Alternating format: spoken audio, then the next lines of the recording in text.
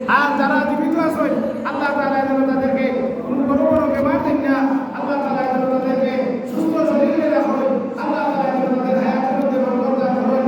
এই এলাকায় আল্লাহ দীর্ঘদিন তরক্কি করেন। আর এলাকা থেকে যেন তামাম ভিন্ন প্রকারের দূর হয়ে যায়।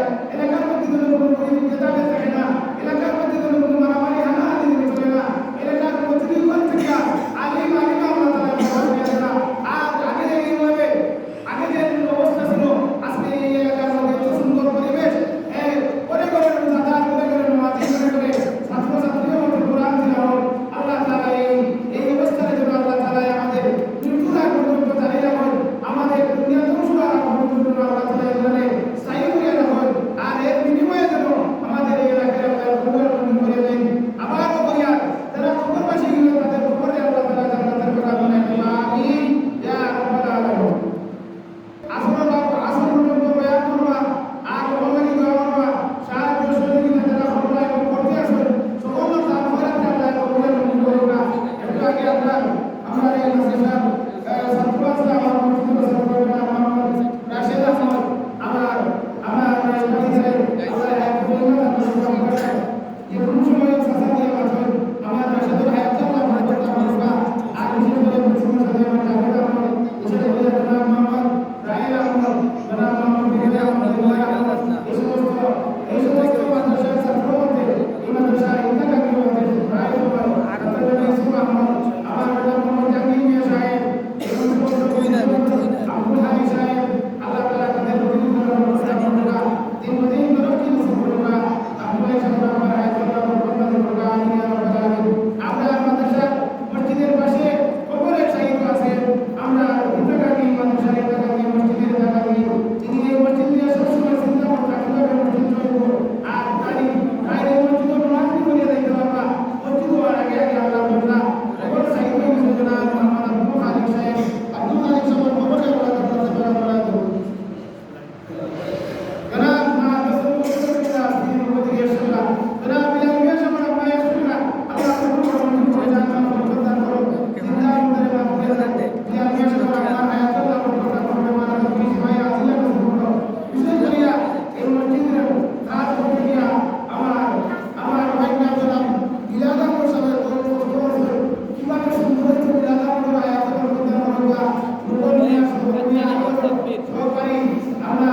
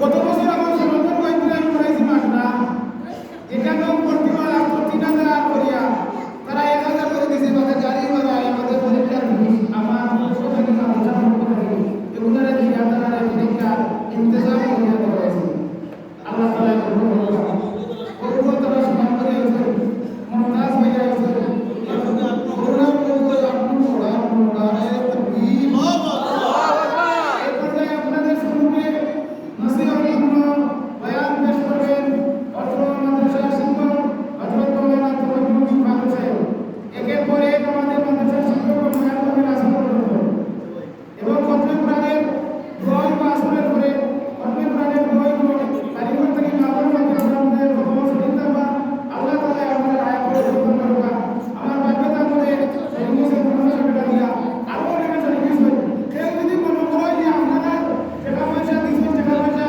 উঠছে না তাহলে আপনারা দেখতে পারবা সাথে আপনারা দেখে দেব আমরা হিসাব কিতাব শুরুয়ার পর থেকে এখন পর্যন্ত সোনার সম্পদ করে হিসাব কিতাব লেখা আছে কেউ যদি যে কোনো মুহূর্তে যদি চাই হিসাব তাহলে আমাদেরকে খুশির সাথে আপনাদেরকে হিসাব লেখা দেবো